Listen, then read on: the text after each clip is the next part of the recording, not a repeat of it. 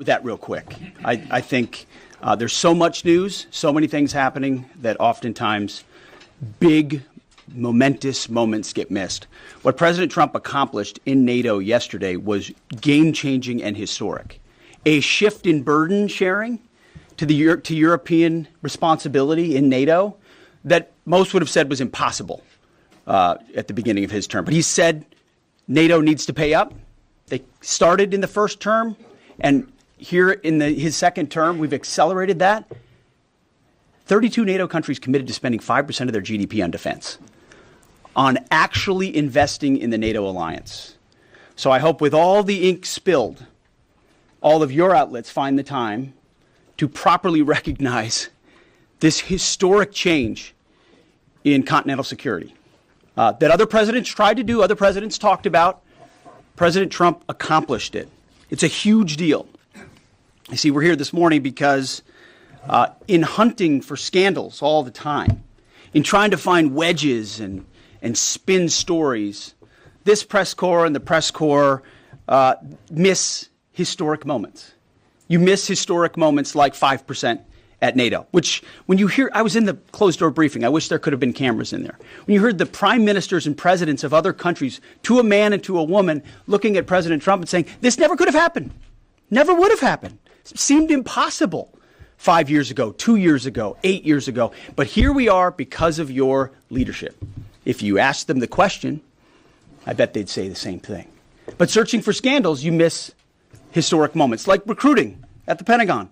Historic levels in the Army, the Air Force, and the Navy. Yeah, maybe there'll be a little mention here or there. But because it was under President Trump's leadership, because Americans are responding to him as commander-in-chief, the press corps doesn't want to write about it. Or bring us to the topic of the moment, the highly successful strikes in Iran. Let me read the bottom line here.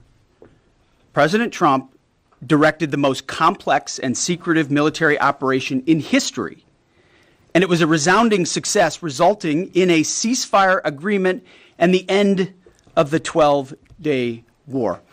There's been a lot of discussion about what happened and what didn't happen. Step back for a second.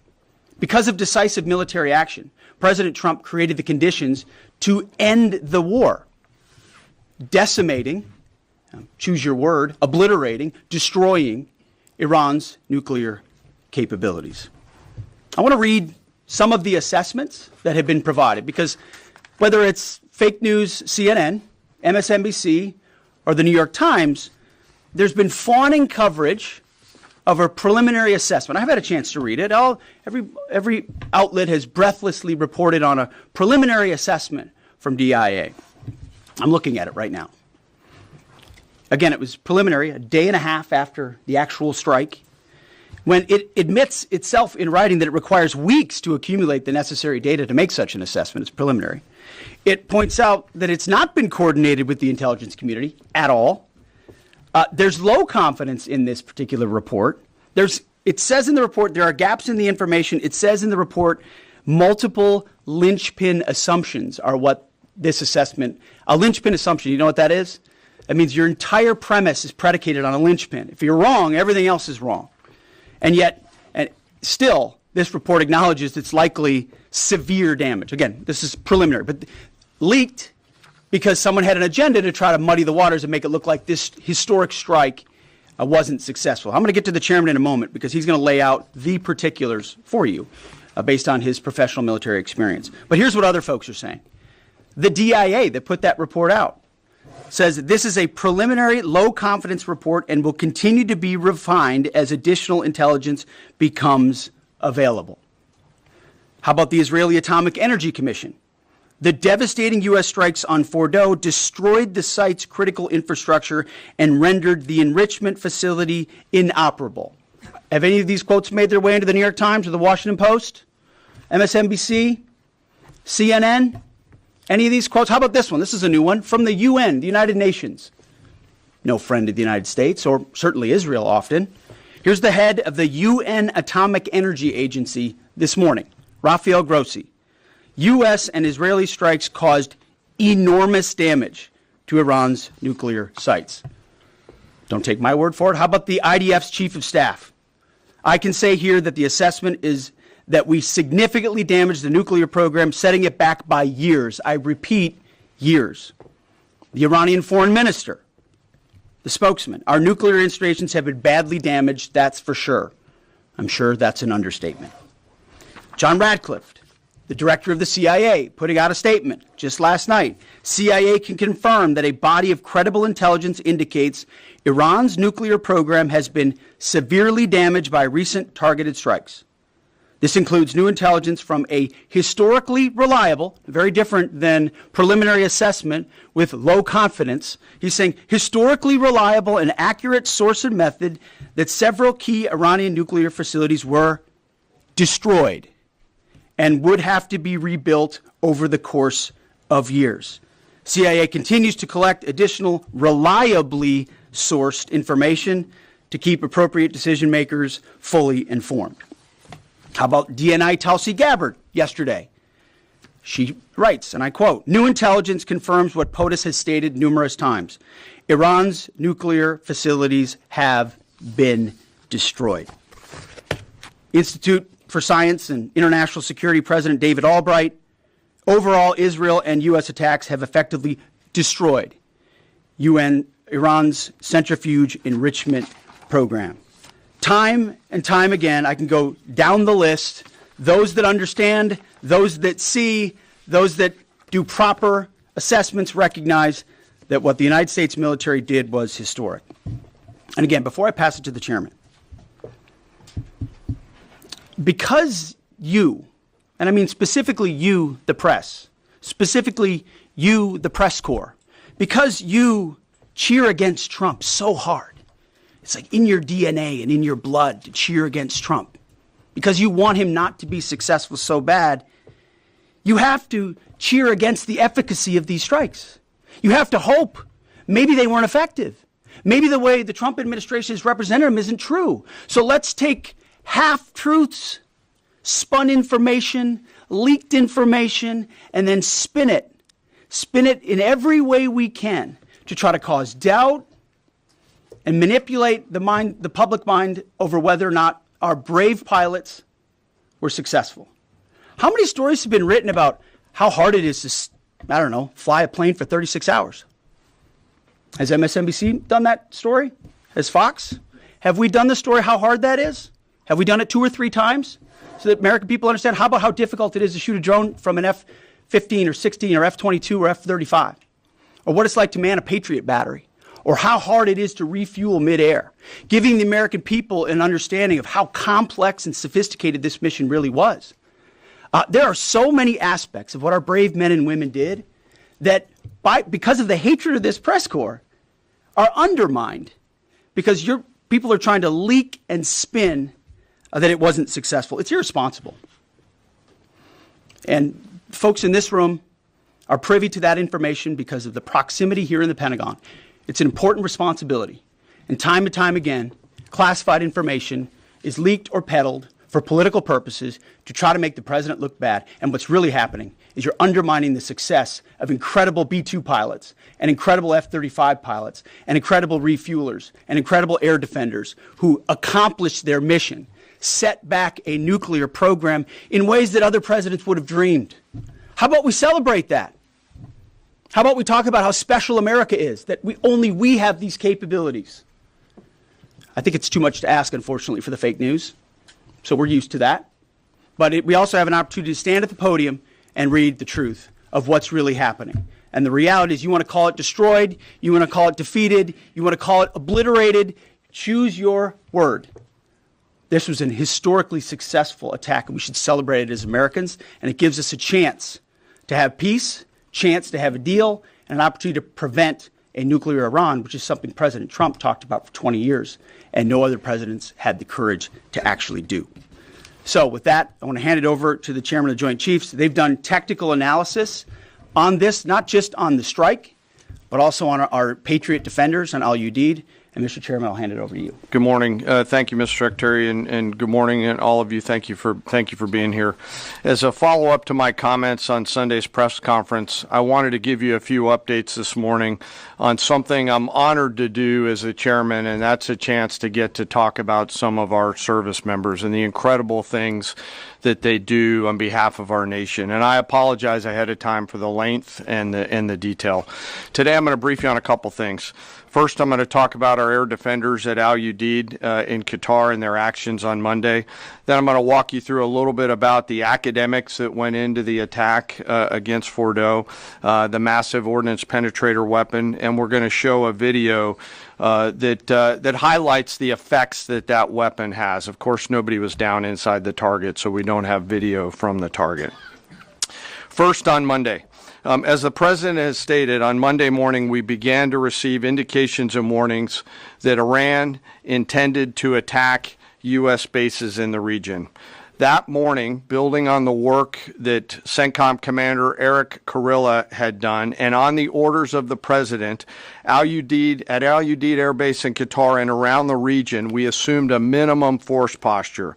Most folks had moved off the base to extend the security perimeter out away from what we assessed might be a target zone, except for a very few Army soldiers at Al Udeid. At that point, only 2 Patriot batteries remained on base, roughly 44 American soldiers responsible for defending the entire base, to include CENTCOM's forward headquarters in the Middle East, an entire air base, and all the U.S. forces there. The oldest soldier was a 28-year-old captain. The youngest was a 21-year-old private who'd been in the military for less than 2 years. So let's put ourselves out there for a second. Imagine you're that young first lieutenant, you're 25 or 26 years old, and you've been assigned as the tactical director inside the command and control element. You, at that age, are the sole person responsible to defend this base. Listening next to you is your early warning operator whose job is to notify you of imminent attack. There's 5 people inside a vehicle and 5 people outside of a vehicle around these, a total of, as I said, 44. By the way, you've sat in the Middle East for years, deployed over and over again, extended multiple times, always being prepared, but unsure of when that particular day will come that you must execute your mission and not fail at doing it. In this case, these Patriot crews were deployed from Korea and Japan as part of our U.S. forces there to ensure that we had the most capable missiles in the CENTCOM area of responsibility. As the day continues, you start to hear more and more chatter in the information space about a pending attack. And as the sun starts to set in the west, you get orders from your higher headquarters to make sure that your missile batteries are pointed to the north. There are just a few other teammates. It's hot, you're getting nervous, and you expect an attack. Outside of those Patriot vehicles, your hot crew, which is 1 NCO and 4 additional soldiers, turns a key and relinquishes control of those missiles to that young lieutenant inside the vehicle. And you wait. You know that you're going to have approximately 2 minutes, 120 seconds to either succeed or fail. And then at approximately 12:30 p.m. on Monday, that's 7:30 p.m. in Qatar, as the sun sets in the west, Iran attacks. As the targets were detected, round after round of Patriot missiles are ejected from their canisters by an initial launch charge. Then the main solid rocket motor ignites. You can feel this in your body if you've ever been around a Patriot taking a shot. And round after round goes out and guides against those missiles coming inbound. We believe that this is the largest single Patriot engagement in U.S. military history. And we were joined in this engagement by the Qatari Patriot crews.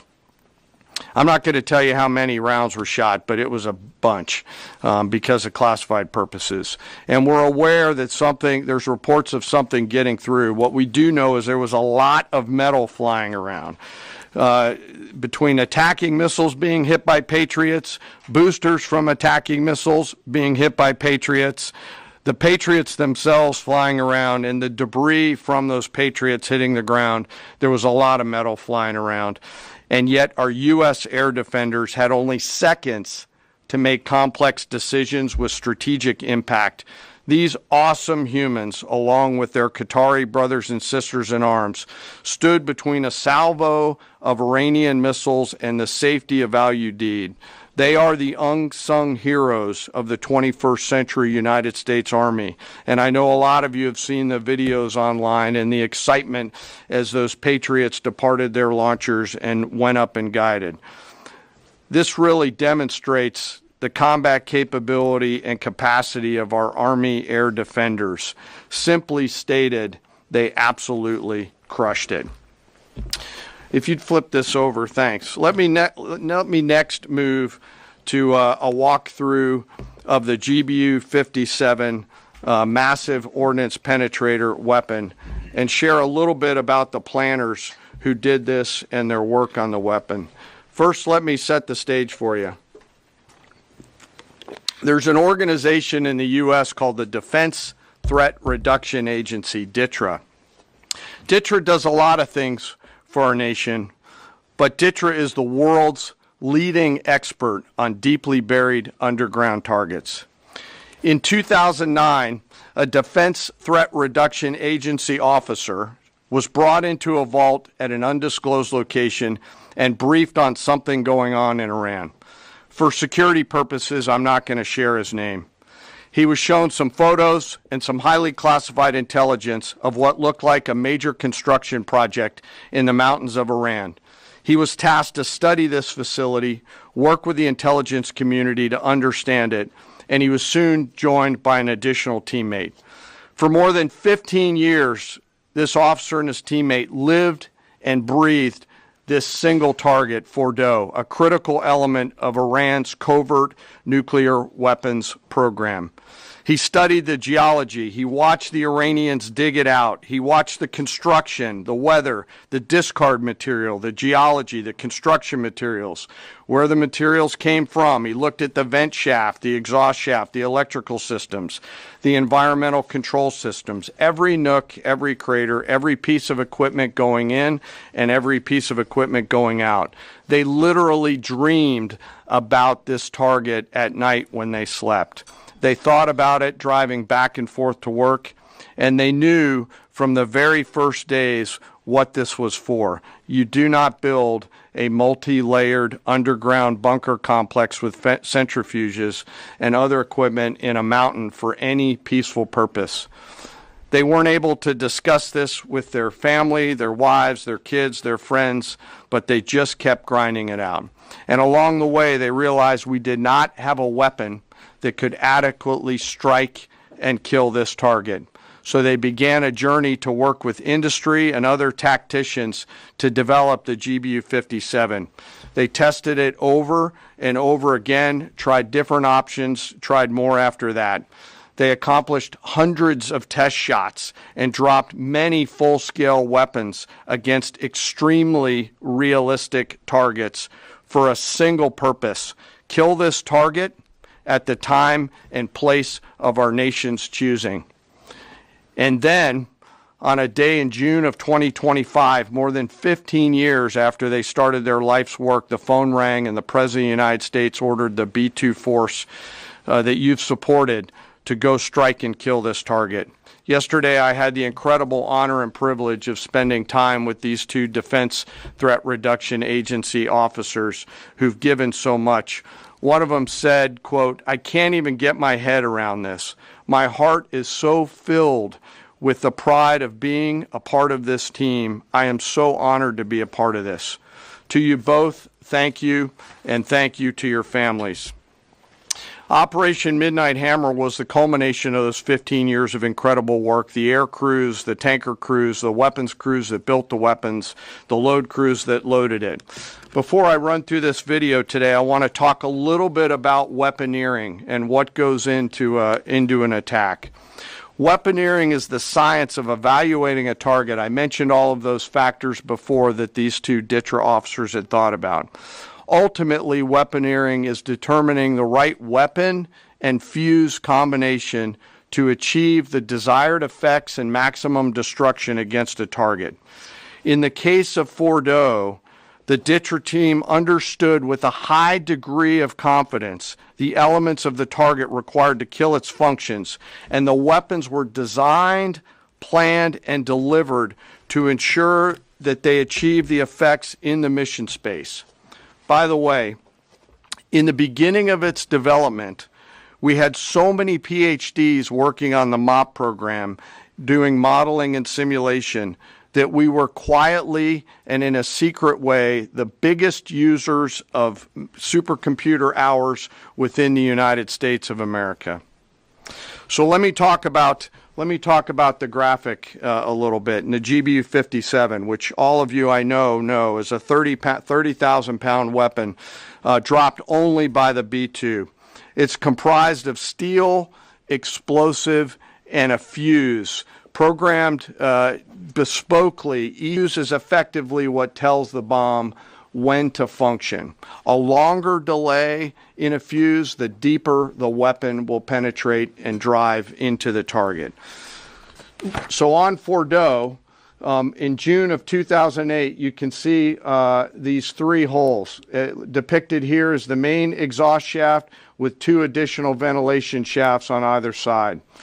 The United States decided to strike these two ventilation shafts, as seen here on the main graphic, as the primary point of entry into the mission space. In the days preceding the attack against Fordo, the Iranians attempted to cover the shafts with concrete to try to prevent an attack. I won't share the specific dimensions of the concrete cap, but you should know that we know what the dimensions of those concrete caps were. The planners had to account for this. They accounted for everything. The cap was forcibly removed by the first weapon, and the main shaft was uncovered. Weapons 2, 3, 4, 5 were tasked to enter the main shaft, move down into the complex at greater than 1,000 feet per second, and explode in the mission space. Weapon number 6 was designed on each side, so there were 6 on each side. Weapons number 6 was designed as a flex weapon to allow us to cover if one of the preceding jets or one of the preceding weapons did not work. The video I'm about to show you is a culmination of over 15 years of development and testing. As I said, hundreds of test shots on various models. This is one weapon. So if you take a view of this as 5 additionals, you'll get a sense of what this looks like. Hopefully you can see it and there's not too much reflection. Tom runs our videos out there. We'll run it at full speed so you can see it and then go back through it. Go ahead, Tom.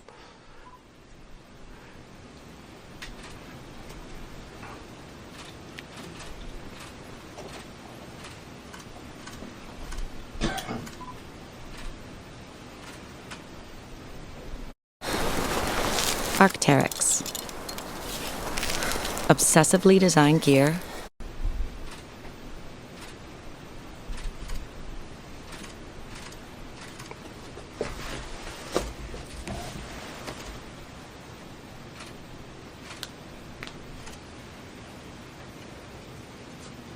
Keep it going for a minute. You'll see inside the mission space.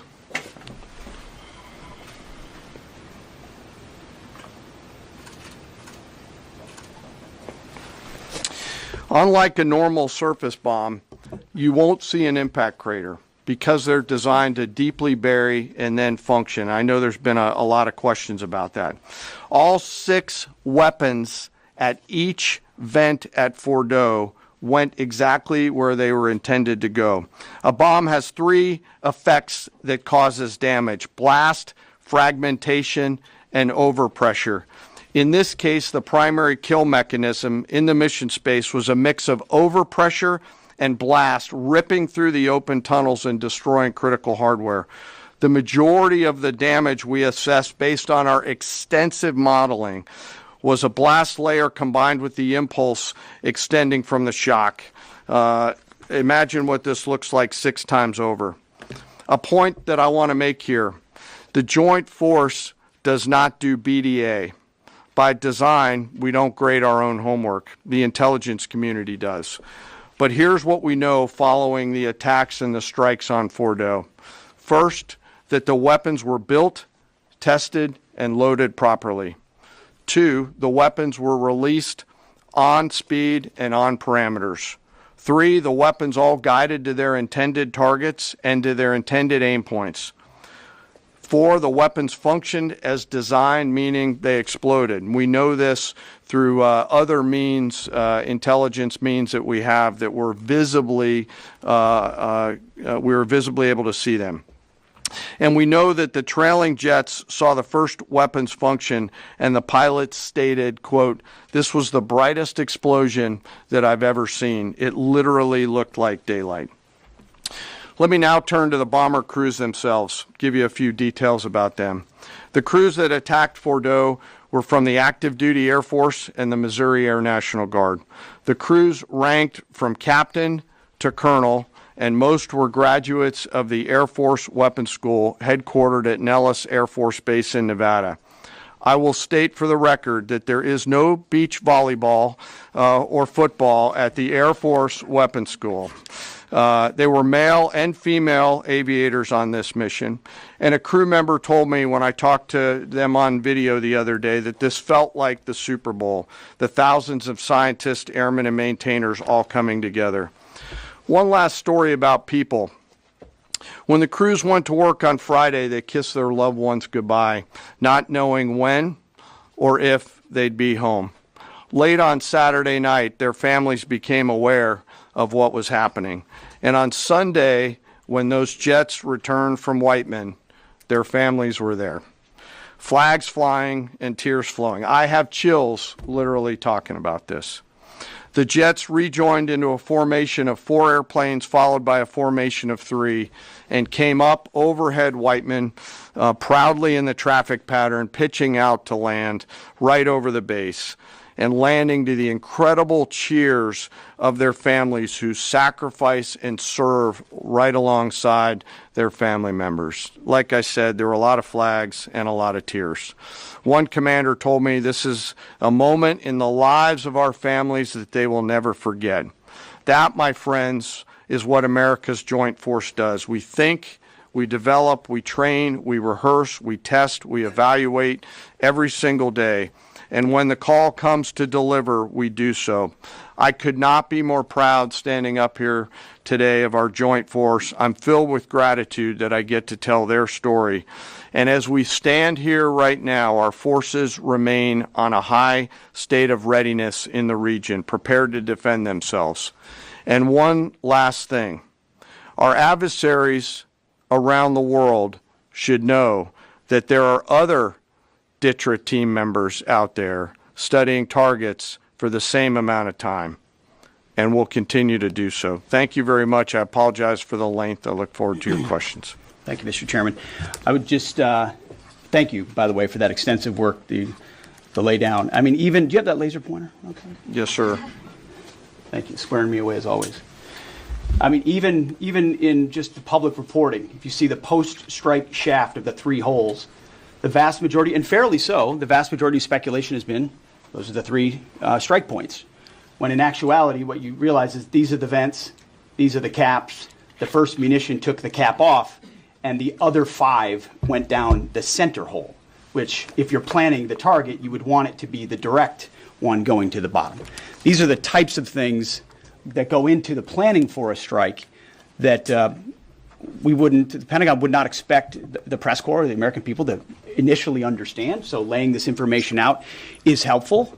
But it's also why we ask for a beat for a moment, for a day or two, the opportunity to tell that story, because as the chairman said, these men and women that did this mission, they just want to do their job. They're not expecting their story to be told.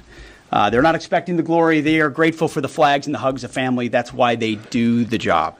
But they also know they were a part of something historic. We know how historic it was. The chairman does. I know. Our staffs know.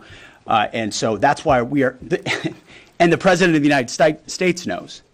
And that's why it's almost personal when we see the way in which leaks are used to try to disparage the outcome or muddy the waters about the impact of what happened without being responsible with information and allowing the professionals to assess and provide that information just like the chairman did. So thank you, Mr. Chairman, for that information. Sure. And we welcome a few additional questions. Yes, sir.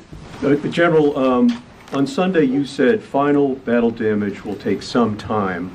And you also said, I think BDA is still pending, and it would be way too early for me to comment on what may or may not still be there at the nuclear facility. So that was just over 3 days ago. So what has changed? Would you use the term obliterated as well? Sure. Like I said, we don't do BDA. I'll refer that to the intelligence community. And you're talking with them. I mean, what changed in the past 3 days that make you so, you know? Sir, I think I think I explained what changed. There was a great deal of irresponsible reporting based on leaks, preliminary information in low confidence. Again, when someone leaks something, they do it with an agenda. And when you leak a portion of an intelligence assessment, but just a little portion, just the little portion that makes it seem like maybe the strike wasn't effective, then you start a news cycle, whether it's the Washington Post or Fox News or CNN or MSNBC, you start a news cycle that starts to call into question the efficacy. No, that's why.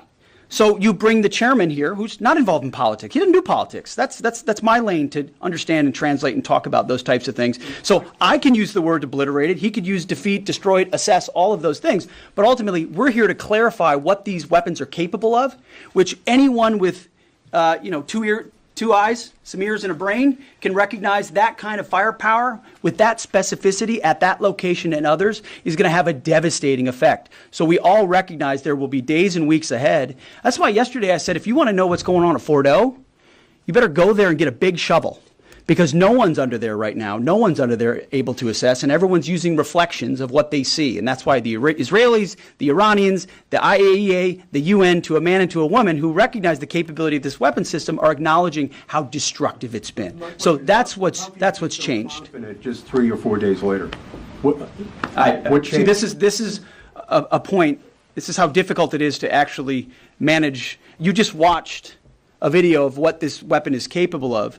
That's where we find our confidence, is in the skill of men and women and the capability of the systems they employed, and the recognition so far in the reflections that it was a highly successful mission. Sure, I think you could, I'd say go out, the IC should be able to help you answer that question. They look at a variety, as the Secretary has alluded to, we look at a variety of things. I don't do that. They do. All different sources of intel, which I'd refer you to them to get clarity on the end state. So again, I go back to the IC, whether it's Director Radcliffe or ODNI Gabbard. I read the statements at the beginning. They're the ones aggregating the intelligence, and they're saying nuclear facilities were destroyed and would have to be rebuilt over a number of years. Facilities were destroyed. What do we got right here? Sir, you cited a body of credible intelligence to suggest the damage at Fort O and other places. What is that referring to, and when can we see it? I was reading from the CIA director's statement, which came out last night. CIA, again, they do the BDA, they do the assessment. CIA can confirm that a body of credible intelligence indicates, it also goes on to say, new intelligence from historically reliable and accurate sources and methods. Now, you can imagine. You can imagine the CIA director is going to be very careful about how he articulates things of that sensitivity. Classified, secret, top secret, compartmentalized. He's going to know things that you're not going to know, that the press isn't going to know, and he's reflecting that the sources he's seeing are highly credible. They've given credible intelligence. They or those processes have given credible intelligence in the past, and that's what he's basing it on. Don't you think we need to see that? Do you have a top secret clearance, sir? Eventually, Okay. the American public wants to see it. Yes. Yeah, you. I wanted to ask briefly just. No, not you. Checkered shirt. Oh, so Mike Glenn with the Washington Times. Yes, sir. Thanks, sir. Anybody who's ever read a Battalion S2 report after a fight knows that it's usually, the initial report is usually wrong, sometimes grossly so. Has what happened in this incident caused y'all to sort of rethink the intelligence process or the dissemination, or do you think it's just a matter, I mean, if the process itself doesn't require any more adjustment? Well, I can tell you what the chairman told me in the Situation Room and reminded us all, which is alongside what you just said, sir, is that the first reports are almost always wrong. They're almost always incomplete, right? Anything, whether it's a squad level operation or a strategic level operation, the initial reflections you get are coming at you at a high rate of speed from a lot of different sources. So your job is to step back and assess them. And that's why we're urging caution about premising entire stories on biased leaks to biased publications trying to make something look bad. How about we take a beat, recognize first the success of our warriors, hold them up, tell their stories, celebrate that, wave an American flag, be proud of what we accomplished. And in the meantime, I can assure you, the chairman and his staff, the intelligence community, our staff and others are doing all the assessments necessary to make sure that mission was indeed successful. Yes, right there. Sir, thank you, Mr. Secretary. Iran has recognized that their nuclear program was indeed severely damaged, but they also said that the U.S. strikes only strengthen their ability and their determination to complete their nuclear program. How do you respond to that, sir? Is that a provocation from Iran? Well, I would say Iran's going to have to say a lot of things right now in order to bolster their image, especially internally. You know, in the media, there's a lot of things they'll say for domestic consumption. But we're watching very closely what they do. Again, that's the intel community. Our job as the chairman, the chairman laid it out so beautifully. Our job is to be prepared. And how proud are you? How proud am I? I didn't know the full story of those men and women 15 years ago who've been pointing at that target. That makes me proud to be an American. That's an awesome story. I hope we can tell more aspects of that in an unclassified way in the future. That's a great thing to know. Our job is to be prepared when the commander-in-chief calls based on those assessments. So, of course, our IC, the Intelligence Committee, will keep watching what Iran does and pay attention to that. But the president has created the contours, the opportunity for a deal, for peace, in something that the world said was intractable, that wasn't possible. And we got that peace, that ceasefire, that option, because of strength, because of his willingness to use American military might that no one else on the planet can do with the kind of planners and operators that the chairman just laid out. Yes, sir. Right there. Yep. Me, sir? Just a quick question. There's public imagery available saying that highly enriched uranium was moved out of Fordo before the strikes. Is that accurate? Have you seen that? And Mr. Chairman, a question for you. Have you been pressured to change your assessment or give a more rosy intelligence assessment to us by any political factors, whether it's the president or the secretary? And if you were, would you do that? Yeah, well, that one's easy. No, no, I have not, and no, I would not. My job as the chairman is to offer a range of options to the president and the National Command Authority to deliver the risks associated with each of those, and then take the orders of the National Command Authority and go execute them. I've never been pressured by the president or the secretary to do anything other than tell them exactly what I'm thinking, and that's exactly what I've done. And the highly enriched uranium? There's nothing that I've seen that suggests that we didn't hit exactly what we wanted to hit in those locations. That's not the question, though. It's about highly enriched uranium. Do you have certainty that all the highly enriched uranium was inside the Fordo mountain, or some of it, because there were satellite photos that showed more than a dozen trucks there 2 days in advance? Are you certain none of that highly enriched uranium was moved? Of course, we're watching every single aspect. But, Jennifer, you've been about the worst, the one who misrepresents the most intentionally what the president says. I'm familiar. I report about the ventilation shafts on Saturday night. And, in fact, I was the first to describe the B-2 bombers, the refueling, the entire mission with great accuracy.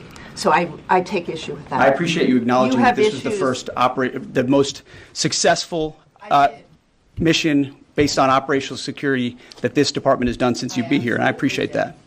So Absolutely. we're looking at all aspects of intelligence and making sure we have a sense of what was where. Why not acknowledge the female pilots that also participated in this mission? The early messages that you sent out only congratulated the boys. So when I say something like our boys and bombers, see, this is the kind of thing the press does, right? Of course, the chairman mentioned a female bomber pilot. That's fantastic. She's fantastic. She's a hero. I want more female bomber pilots. I hope the men and women of our country sign up to do such brave and audacious things. But when you spin it as, because I say our boys and bombers as a common phrase, I'll keep saying things like that, whether they're men or women. I'm very proud of that female pilot, just like I'm very proud of those male pilots. And I don't care if it's a male or a female in that cockpit, and the American people don't care. But it's the obsession with race and gender in this department that's changed priorities. We don't do that anymore. We don't play your little games. Yes, You right know there. for certain that the uranium was removed from the facility before the B-2 struck. So I'm not aware of any intelligence that I've reviewed that says things were not where they were supposed to be, moved or otherwise. Yes. Kelly Meyer with News Nation, and just off the top, I want to say we're grateful for the service of these pilots and everybody that serves. I wanted to ask you, the CIA statement said, when possible, they will provide updates and information to the public for transparency, and I believe that's what we're looking for here. Do you commit to share the Defense Intelligence Agency report when it is ready, so the American people can understand more about the intelligence assessment? Well, actually, the report that was discussed, this preliminary report, was what's called a restrike report. So it comes to us to give us an assessment whether a target would need to be restruck, right? That's the reason why. So it's based on internal feedback loop that we're supposed to have access to. Unfortunately, someone took advantage of that. But whatever is supposed to be made public will be, but whatever has to stay sensitive. Sir, can I just jump in? You know, one of the things that I'm trying to do through this journey that we're on together, of course, transparency, but also the requirement to really protect these capabilities. I guess the time's up. So there's a balance in there, right? We do need to preserve options should the nation and the joint force be tasked to go do something again. So I'm confident we'll find the middle ground, but there are some things that if asked, I'd want to not release related to. So we're going to leave it right there. I want to thank the heroism of our men and women in the military. What they accomplished is truly historic. Setting back the Iranian nuclear program, untold number of years.